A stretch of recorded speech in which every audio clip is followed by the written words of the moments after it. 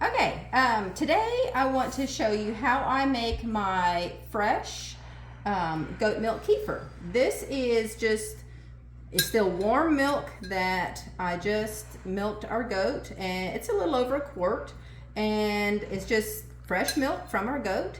And here I have kefir, and all it is just milk, like the jar, and then kefir grains. That's what makes kefir. So this has been sitting in this pitcher for about 3 days now, and it's just milk and kefir grains. Super simple to make, but so good for you. So I'm just going to strain out, and you'll see it's kind of thick. The kefir grains in the milk really thickens up that milk and cultures it. Super good for you. Really good probiotic. I guess some people would say it's the best probiotic on the planet.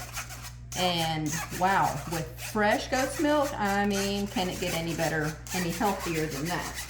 My husband is a firm believer that this fresh goat milk kefir is the best. So here you see, this is what we call the kefir grains. This is what's left after I have strained the milk through. Well, it's kefir now, because you can see it's kind of thick. It's just, you know, it's just a thick liquid.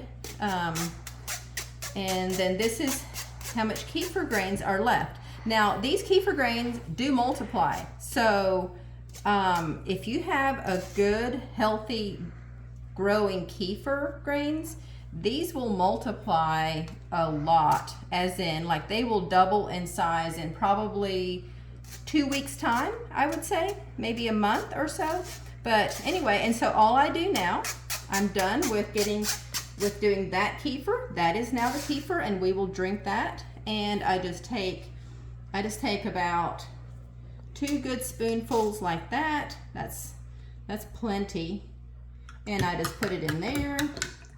I usually just really go for plenty rather than not enough, because I don't know, I guess I just really want to make sure it is very well cultured. And so I'm not going to use all these kefir grains.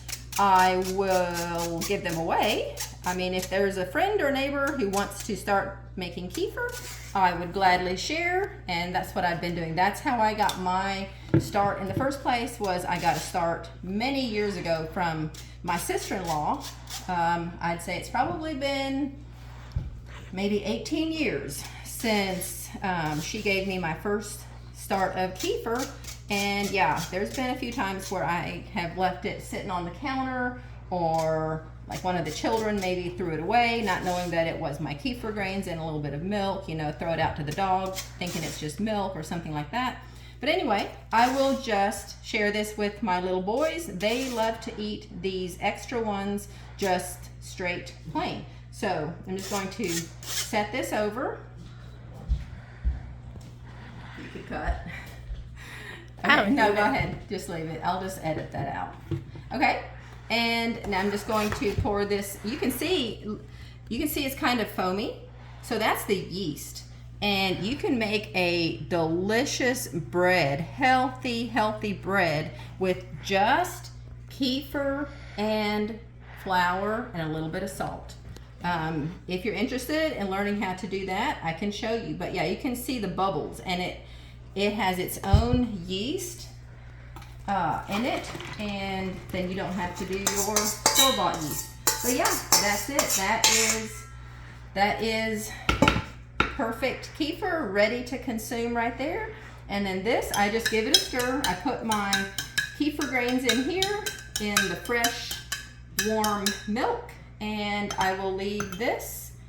I will just put a lid on that, and I don't really put a lid on like super tight.